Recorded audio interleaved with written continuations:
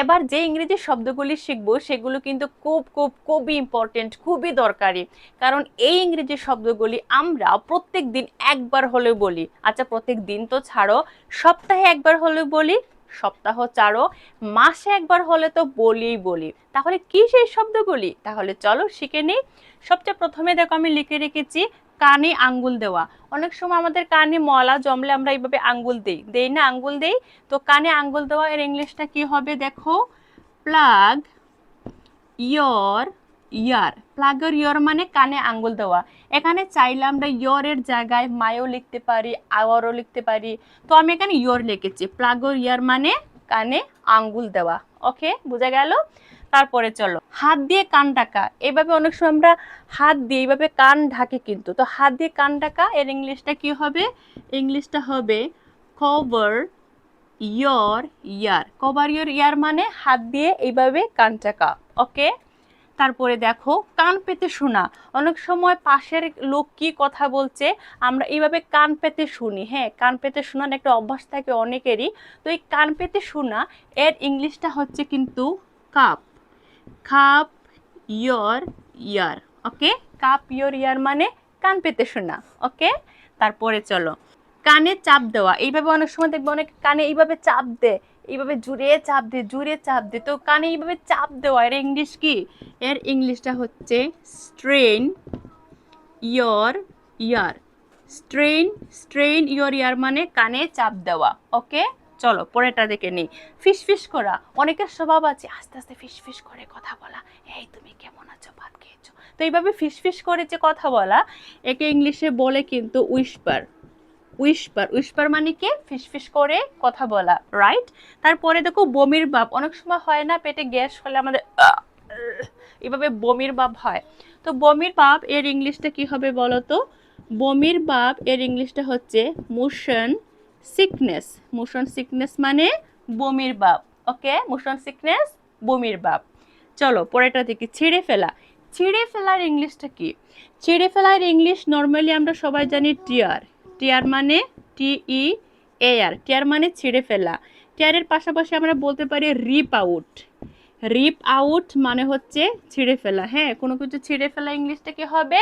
রিপ out ছিঁড়ে ফেলা। চলো পরেরটা দেখি, কাগজ মোচড়ানো। কাগজ মোচড়ানো, ধরো এখানে আমার হাতে একটা কাগজ আছে, এই কাগজটাকে এইভাবে মুচড়ে দিয়েছি। এইভাবে কাগজটাকে মুচড়ে নেওয়া এর ইংলিশটা হচ্ছে কিন্তু ক্রাম্পেল। CRUMPLE, ক্রাম্পেল। ক্রাম্পেল আপ। ক্রাম্পেল আপ মানে হচ্ছে এভাবে কাগজ মুচড়ে নেওয়া। ওকে, চলো পরেরটা দেখে নেই। আস্তে করে দরজা খুলে ঘরে ঢুকা।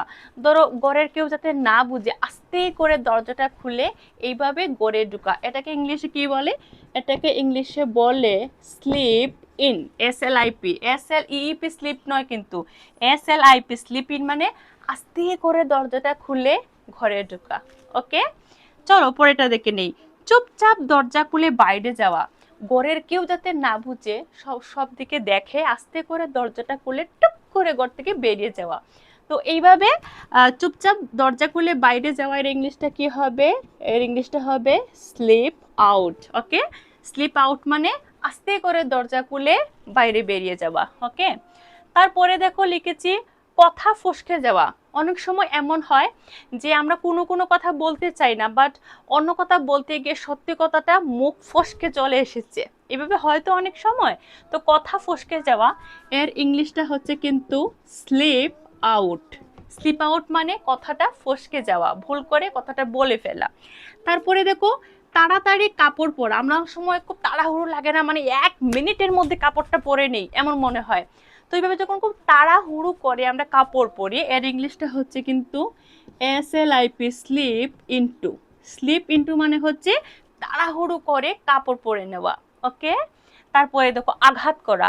আঘাত করা ইংলিশ কি? কাউকে এইভাবে আঘাত করা, কাউকে ধাক্কা দিয়ে আঘাত করা। হ্যাঁ, তো আঘাত করা এর ইংলিশটা হচ্ছে কিন্তু হিট। হিট অন মানে হচ্ছে আঘাত করা। ওকে, তারপরে দেখো প্রেম দেখানোর ভান করা। অনেক ছেলেরা অনেক মেয়েরা আছে যারা মন থেকে আসলে প্রেম টেম করে না, ভালোবাসে না, কিন্তু অন্য ছেলে বা মেয়েকে দেখে wow you are so sweet, তুমি খুব ভালো, ওইভাবে অনেক কিছু প্রেম দেখানোর ভান করে।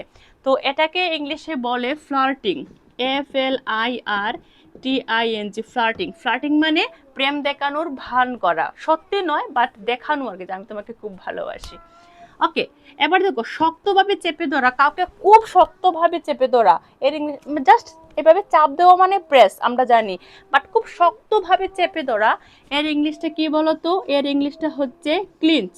ক্লিঞ্চ মানে হচ্ছে খুব শক্তভাবে চেপে ধরা।